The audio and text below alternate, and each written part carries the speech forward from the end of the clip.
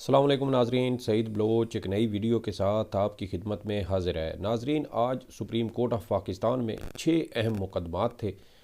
इन 6 मुकदमात में से 5 मुकदमात में पाकिस्तान तहरीक इंसाफ को अदालत से रिलीफ मिला है, जबकि एक मुकदमे में PTI के उम्मीदवार की दरख्वास्तें मुस्तरद कर दी गई।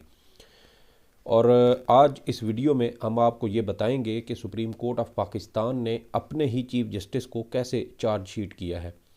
आज जुमा का रोज़ यानी 26 जनवरी 2024 पाकिस्तान की जमहूरी और सियासी तारीख़ में एक अहम संग मील के तौर पर याद रखा जाएगा। आज सुप्रीम कोर्ट ऑफ पाकिस्तान ने बुनियादी इंसानी हकूक़ की लाज रख ली है। जस्टिस अतर मिनल्ला और जस्टिस मंसूर अली शाह पाकिस्तान में जब बुनियादी इंसानी हकूक़ के हवाले से कोई किरदार अदा करने को तैयार नहीं था, जब कोई बुनियादी इंसानी हकूक़ के तहफ़्फ़ुज़ करने के लिए तैयार नहीं था, जब कोई आवाम के बुनियादी इंसानी हकूक़ की जो हकीकत है उसको तस्लीम करने को तैयार नहीं था, इस मौके पर जस्टिस मंसूर अली शाह और जस्टिस अतर मिनल्ला ने वो तारीख़ी फ़ैसले दिए हैं जो पाकिस्तान की सियासी, अदालती और जमहूरी तारीख़ में सुनहरी हरूफ से लिखे जाएंगे।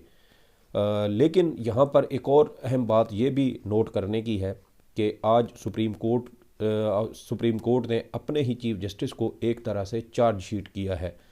ये चार्जशीट कैसे किया है, इसकी तफसीलात आपके साथ शेयर करेंगे। इसके अलावा सुप्रीम कोर्ट ने कौन से अहम तारीख़ी फ़ैसले दिए हैं वो तफसीलात आपके साथ शेयर करूँगा। इसके अलावा सुप्रीम कोर्ट ने कैसे बुनियादी इंसानी हकूक़ की लाज रखी है, ये भी तफसीलात इस वीडियो में आपके साथ शेयर की जाएंगी। पहले हम बात कर लेते हैं कि चीफ जस्टिस काजी फ़ाइज़ ईसा ने गुज़श्ता दिनों जो PTI का इंतखाबी निशान बल्ला छीनने का जो तहरीरी फ़ैसला था वो फ़ैसला जारी किया। इस फ़ैसले में बहुत फैंसी किस्म की हेडिंग्स बनाई गई थी, लेकिन इन हेडिंग्स के नीचे मतन के अंदर कोई ठोस दलील नहीं थी और चीफ जस्टिस के पास बल्ला छीनने की कोई ठोस वजूहात भी इस फ़ैसले में वो बयान नहीं कर सके। और जब उनके पास कोई बात नहीं बन सकी तो फिर उन्होंने पाकिस्तान तहरीक इंसाफ की जो मौजूदा क़यादत है उसको ही मोरद इल्ज़ाम ठहराते हुए कहा कि PTI का बल्ले का इंतखाबी निशान छीनने की ज़िम्मेदार PTI की ही अपनी क़यादत है। और आप ये भी देखें कि इस फ़ैसले में चीफ जस्टिस काजी फ़ाइज़ ईसा साहब पूरे फ़ैसले को अगर आप पढ़ें 38 सफ़ात है, तो आपको महसूस होगा कि चीफ जस्टिस साहब अपने फ़ैसले में अपने फ़ैसले की तफसीली वजूहात लिखने की बजाय इलेक्शन कमीशन को मासूम साबित करने पर लगे हुए हैं। चीफ जस्टिस साहब दर हकीकत तंबू को तरोपे लगा नहीं पा रहे थे और फिर उन्होंने PTI की जो मौजूदा क़यादत है उस पर ही इल्ज़ाम लगाने शुरू कर दिए कि बल्ले का इंतखाबी निशान छीनने की अगर कोई वजह है तो वो PTI की अपनी क़यादत है। इसके अलावा गुज़श्ता दिनों जब सुप्रीम कोर्ट ऑफ पाकिस्तान में साबिक जज इस्लामाबाद हाई कोर्ट शौकत अजीज़ सिद्दीकी की दरख्वास्तों पर समाअत जारी थी, तो उस केस की समाअत के दौरान शौकत अजीज़ सिद्दीकी साहब ने साबिक army chief general Qamar Javed Bajwa, साबिक DG ISI फैज़ हमीद और ISI के कुछ दीगर आला अफसरान पर इल्ज़ामात लगाए। इन इल्ज़ामात पर कुछ अफसरान को, जिनमें फैज़ हमीद साहब और कुछ दीगर इंटेलिजेंस हुकाम थे, उनको नोटिस जारी किए गए। फैज़ हमीद साहब और दीगर हुकाम ने शौकत अजीज़ सिद्दीकी के इन इल्ज़ामात की तरदीद कर दी, लेकिन सुप्रीम कोर्ट ने इस पर कोई फ़ैसला करने की बजाय ये कहा कि एक फ़रीक ने इल्ज़ाम लगाया, दूसरे ने उसकी तरदीद कर दी। अब इनमें से कौन सच्चा है कौन झूठा है, अदालत इसकी इंक्वायरी कराए बग़ैर इसका फ़ैसला नहीं कर सकती। जबकि दूसरी जानिब जो बल्ले के इंतखाबी निशान से मुतल्लिक PTI का मामला था, उसमें चीफ जस्टिस साहब ने इंक्वायरी कराने की जहमत गवारा नहीं की। मिसाल के तौर पर उस केस में PTI के 14 जो अरकान थे, मेंबरान थे, उन्होंने ये नुक्ता उठाया कि वो PTI के अब भी मेंबरान है और उनको पार्टी से बेदखल नहीं किया गया, इसलिए उनकी जो दरख्वास्तें हैं वो जायज़ हैं, दुरुस्त हैं और उनके ऊपर फ़ैसला होना चाहिए। जबकि दूसरी जानिब PTI ने अपने इन 14 जो मेंबरान थे इनको पार्टी में बतौर पार्टी मेंबर तस्लीम करने से इनकार कर दिया और कहा कि पार्टी इनको पहले ही बेदखल कर चुकी है। लेकिन इस मौके पर भी चीफ जस्टिस काजी फ़ायज़ ईसा ने जब एक फ़रीक इल्ज़ाम लगा रहा था और दूसरा उस इल्ज़ाम की तरदीद कर रहा था, तो इसकी इंक्वायरी कराने की बजाय उन 14 लोगों की बातों पर यकीन कर लिया और इस तरह उन जो शिकायत कुनंदगान थे उनकी बुनियाद पर पीटीआई से बल्ला छीनने का फ़ैसला सादर फरमा दिया। इसके अलावा जो लेवल प्लेइंग फील्ड से मुतल्लिक पीटीआई की दरख्वास्त थी, जो जिसमें गुज़श्ता माह दिसंबर के महीने में किस केस पर समाअत हुई थी, तो उस केस की समाअत के दौरान जस्टिस सरदार तारिक मसूद, जस्टिस मंसूर अली शाह और जस्टिस अतर मिनल्ला की जानिब से पीटीआई को लेवल प्लेइंग फील्ड ना मिलने से मुतल्लिक बड़ी अहम ऑब्जर्वेशंस दी और इलेक्शन कमीशन को इस बात का पाबंद किया कि वो पीटीआई को लेवल प्लेइंग फील्ड दे और तमाम सियासी जमातों को दर हकीकत मसावी मौक़े फ़राहम करना ही लेवल प्लेइंग फील्ड है। इसके अलावा सुप्रीम कोर्ट ने तमाम आईजीज़ को और एडवोकेट जनरल्स को भी नोटिस जारी करते हुए कहा था कि तमाम सियासी जमातों के साथ यकसा सलूक किया जाए और पीटीआई को ख़ास तौर पर टारगेट क्यों किया जा रहा है। लेकिन आप देखें कि चीफ जस्टिस काजी फ़ायज़ ईसा ने बल्ले के इंतखाबी निशान से मुतल्लिक केस में पीटीआई के इस मौक़िफ़ को ही यकसर मुस्तरद कर दिया कि उनके पीटीआई के साथ किसी किस्म का कोई इम्तियाजी सलूक हो रहा है या उन्हें लेवल प्लेइंग फील्ड फ़राहम नहीं की जा रही। बल्ले के इंतखाबी निशान से मुतल्लिक केस में चीफ जस्टिस साहब ने कहा कि ये पीटीआई का ये मौक़िफ़ दुरुस्त मालूम नहीं होता कि उन्हें लेवल प्लेइंग फील्ड नहीं दी जा रही या इलेक्शन कमीशन उनके साथ किसी किस्म का कोई इम्तियाजी सलूक कर रहा है। इसके अलावा चीफ जस्टिस काजी फ़ायज़ ईसा साहब ने अपने जो बल्ले का इंतखाबी निशान है उसमें ये लिखा कि हम पीटीआई के इंट्रा पार्टी इंतखाबात में ज़्यादा जो है वो मदाखलत नहीं करेंगे, लेकिन साथ ही सुप्रीम कोर्ट ने जो पीटीआई के इंट्रा पार्टी इंतखाबात के जो इंतज़ामी अमूर थे उनमें मदाखलत की और गौहर ख़ान साहब से जो चेयरमैन के कागज़ात नामजदगी के साथ जो फ़ीस जमा करवाई जाती है उस फ़ीस की रसीदें भी तलब कर लीं। तो एक तरफ से आप देखें कि वो चीफ जस्टिस काजी फ़ायज़ ईसा साहब दीगर मुकदमात में उनका रवैया क्या है और फिर पीटीआई के जो मामलात हैं उसमें रवैया क्या है, सुप्रीम कोर्ट के चीफ जो दीगर जज साहबान हैं वो बुनियादी इंसानी हकूक़ को कैसे देखते हैं और चीफ जस्टिस काजी फ़ायज़ ईसा बुनियादी इंसानी हकूक़ को कैसे देखते हैं।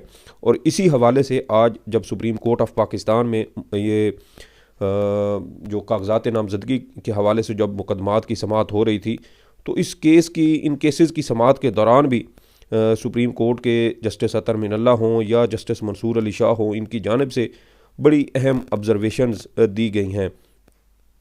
सुप्रीम कोर्ट ऑफ पाकिस्तान की जानिब से अपने इन मुकदमात में ये कहा गया है कि अगर आप इन मुकदमात को देखें तो आपको बड़ी खूबसूरत दलीलें बुनियादी इंसानी हकूक़ के तहफ़्फ़ुज़ के हवाले से और जो आप समझे कि जो बुनियादी इंसानी हकूक़ हो जाए या जो दीगर जमहूरी या आइनी मामलात बनते हैं उसके ऊपर जो ऑब्जर्वेशंस हैं वो बहुत बेहतरीन और ख़ूबसूरत है। मिसाल के तौर पे जस्टिस अतर मिनल्ला साहब ने आज कहा कि कानून में कहाँ लिखा है कि 5 इंतखाबी हलकों के लिए 5 अलग अलग अकाउंट खोले जाएँ। इसके अलावा आप देखें कि जस्टिस अतर मिनल्ला साहब आगे मज़ीद कहते हैं कि हमने इलेक्शन एक्ट की इस अंदाज़ में तशरीह करनी है ताकि लोग अपने हक़ से महरूम ना हों। यानी जस्टिस अतर मिनल्ला साहब लोगों के वोट के हक़ का जो है वो उसका दिफा कर रहे हैं और बुनियादी इंसानी हकूक़ और वोट भी बुनियादी हकूक़ में ही शामिल होता है।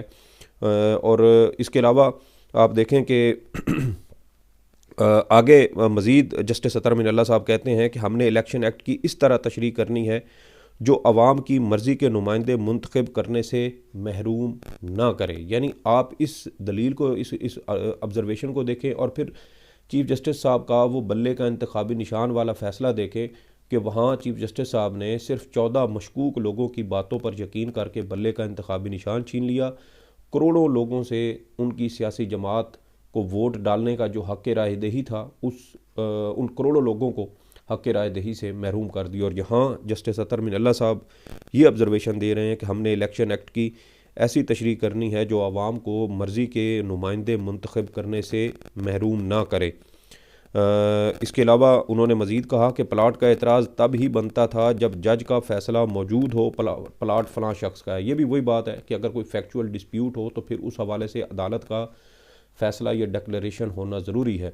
लेकिन जब PTI के बल्ले के इंतखाबी निशान का मामला आया तो उस वक्त अली ज़फ़र साहब ने ये नुक्ता उठाया था कि अगर ये फैक्चुअल डिस्प्यूट है तो इसका फ़ैसला सिविल कोर्ट कर सकती है, सुप्रीम कोर्ट नहीं कर सकती। लेकिन चीफ जस्टिस साहब ने एक बार फिर सिविल कोर्ट के इख्तियारात अपने हाथ में लेते हुए फैक्चुअल डिस्प्यूट की इंक्वायरी करवाने की बजाय उन 14 लोगों की ज़बानी बातों पर एतबार कर लिया और फ़ैसला सादिर फरमा दिया। इसके अलावा जस्टिस अतर मिनल्ला साहब जो है वो मज़ीद कहते हैं कि वोटर्स को उनके हक़ राय दही से महरूम नहीं रखा जाना चाहिए। अब आगे मज़ीद जो है वो आपको अब मैं बताता हूँ कि इसमें मज़ीद सुप्रीम कोर्ट ऑफ पाकिस्तान की जानिब से क्या अहम ऑब्ज़र्वेशंस दी गई हैं। सुप्रीम कोर्ट ऑफ पाकिस्तान की जानिब से जो आज एक फ़ैसला भी जारी किया गया है परवेज़ इलाही का, वो भी बहुत खूबसूरत फ़ैसला है। उसकी भी तफसीलात मैं आपके साथ अभी थोड़ी देर में शेयर करता हूँ। जस्टिस मंसूर अली शाह साहब की जानिब से PTI के ये रहनुमा हैं उमर असलम, इनके भी कागजात नामजदगी का मामला था। ये भी मामला जस्टिस मंसूर अली शाह की अदालत में था और इनके भी कागजात नामजदगी मंजूर हुए। इलेक्शन जो है वो लड़ने की इजाज़त दी गई। सुप्रीम कोर्ट ने अपने फ़ैसले में क्या कहा कि मफरूर होने की बुनियाद पर किसी को इंतखाबात लड़ने से रोका नहीं जा सकता। सुप्रीम कोर्ट ने PTI की रहनुमा उमर असलम जो खुशाब से NA87 से कौमी असम्बली का जो हल्का है NA87 उससे वो इंतखाबात लड़ रहे हैं और उनको इजाज़त दे दी। इसके अलावा सुप्रीम कोर्ट ने करार दिया कि इलेक्शन लड़ना बुनियादी हक़ है। यहाँ पर सुप्रीम कोर्ट कह रही है बुनियादी हक़ है और वहाँ चीफ जस्टिस साहब ने करोड़ों लोगों से उनकी जो पसंदीदा सियासी जमात थी उनको वोट डालने का हक़ ही उनसे छीन लिया। इसके अलावा और इस तरह देखें कि एक सबसे बड़ी सियासी जमात को आम इंतखाबात से बाहर कर दिया। ये एक बहुत बड़ा और सख्त फ़ैसला था जिसके ऊपर मेरे ख्याल में शायद सुप्रीम कोर्ट भी मुस्तकबिल में शर्मिंदगी महसूस करेगी। इसके अलावा जस्टिस मंसूर अली शाह साहब ने भी अहम ऑब्जर्वेशन दी, कहा कि मफरूर शख्स इलेक्शन नहीं लड़ सकता, बता दें ये कानून में कहाँ लिखा है। इसके अलावा जस्टिस अतर मिनल्ला साहब ने इस मौके पे कहा कि इलेक्शन का फ़ैसला अवाम ने करना है। तो यानी वो बार बार जो सुप्रीम कोर्ट है वो बुनियादी इंसानी हकूक़ और अवाम का हक़ राय दही उसको तहफ़्फ़ुज़ देने की बात कर रही है। दोनों जज साहबान जस्टिस मंसूर अली शाह और जस्टिस अतर मिनल्ला यही बात बार बार कर रहे हैं।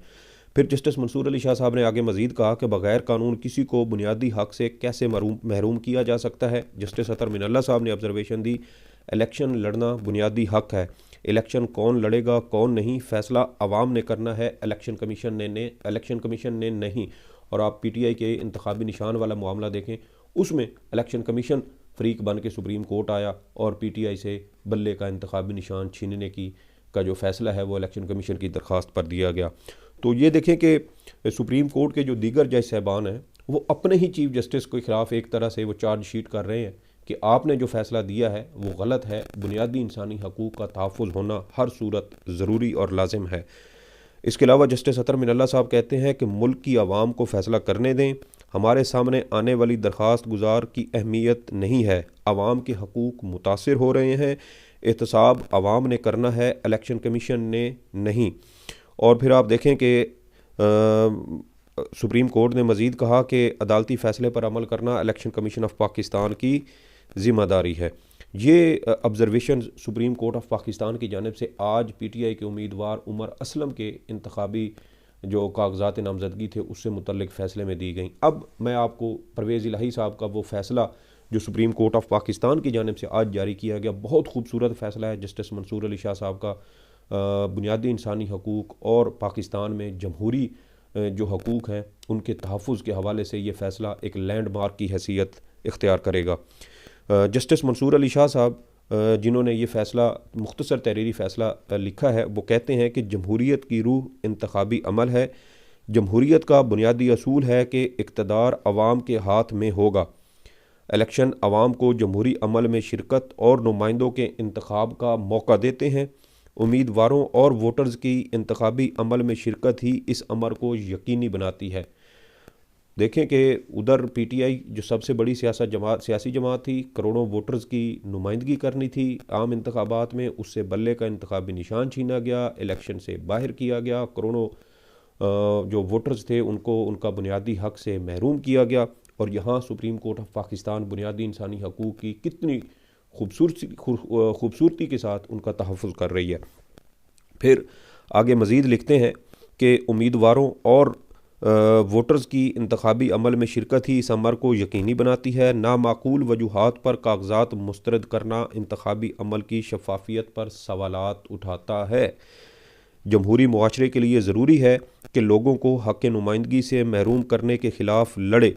यानी सुप्रीम कोर्ट ये कह रही है कि मुआशरा उन जो है वो जो अनासिर हैं उनसे लड़े, उनका मुकाबला करे जो अवाम को उनके हक़ नुमाइंदगी से महरूम करते हैं। तो क्या हम ये समझे कि सुप्रीम कोर्ट ये कह रही है कि पाकिस्तानी अवाम अपने ही चीफ़ जस्टिस से जो है वो लड़े, क्योंकि चीफ़ जस्टिस साहब की अदालत से ये फ़ैसला जारी हुआ था और पीटीआई से बल्ले का इंतखाबी निशान छीन कर करोड़ों वोटर्स को हक़ राय दही से महरूम किया गया था। मुल्क की सबसे बड़ी सियासी जमात को आम इंतखाबात से बाहर किया गया था। इसके अलावा सुप्रीम कोर्ट ने आगे मज़ीद कहा है कि शफाफ इंतखाबात से इस्तेहकाम आता है जो तरक्की का बायस बनता है। लोगों का हक़ है कि वो अपने पसंदीदा उम्मीदवार को आज़ादी से वोट डाल सकें। फिर वही बात कि उधर करोड़ों लोगों के नुमाइंदा जमात को बाहर कर दिया गया और यहाँ देखें कि सुप्रीम कोर्ट कितना खूबसूरत फ़ैसला लिख रही है। फ़ैसले में जस्टिस मंजूर अली शाह साहब मज़ीद कहते हैं कि हक़ राय दही में रुकावट डालना मुंतखब हुकूमत के दिल पर वार करने के मुतरादिफ है। हक़ राय दही में रुकावट डालना, यहाँ देखें कि करोड़ों वोटर्स के जो हक़ राय दही थी उसमें रुकावट डाली गई, सबसे बड़ी सियासी जमात को बाहर किया गया और लोगों को अपना हक़ राय दही इस्तेमाल करने से महरूम किया गया। और देखें कि सुप्रीम कोर्ट ने इसको दिल पर वार करने के मुतरादिफ करार दिया है। इसके अलावा मज़ीद लिखते हैं कि उम्मीदवार लाजिम नहीं ज़रूरी नहीं कि हर हल्का इंतखाब के लिए अलग बैंक अकाउंट खोले। परवेज़ इलाही के कागजात नामजदगी मुस्तरद करने का फ़ैसला बरकरार नहीं रखा जा सकता। कागजात नामजदगी महज किसी गलती की वजह से मुस्तरद नहीं किए जा सकते। ये फ़ैसला सुप्रीम कोर्ट ऑफ पाकिस्तान की जानिब से जारी किया गया है और मेरी ये अपनी राय है कि दर हकीकत इस फ़ैसले में सुप्रीम कोर्ट ने अपने ही चीफ़ जस्टिस को बड़ी खूबसूरती के साथ चार्जशीट किया है। चीफ़ जस्टिस काजी फ़ाइज़ ईसा जिन वजूहात की बुनियाद पर उन्होंने बल्ले का इंतखाबी निशान छीना है, पूरा मुल्क उसके ऊपर हंस रहा है और ऐसी अजीब व गरीब किस्म की ये वजूहात हैं जो शायद अपील में भी बरकरार न रह सकें और अगर उसमें भी ज़िद पर कायम रहते हुए वो वजूहात बरकरार रखी जाती हैं तो फिर जब आने वाले चीफ़ जस्टिस आएंगे मुस्तकबिल में तो वो शायद इस अदालती फ़ैसले की मिसाल देना भी शायद पसंद नहीं करेंगे। ये कुछ तफसीलात थी जो आज आपके साथ शेयर करना थी। इस वीडियो के बारे में आपकी जो भी आरा हो फीडबैक ज़रूर दीजिएगा। सईद बलोच को इजाज़त दें। अल्लाह हाफ़िज़।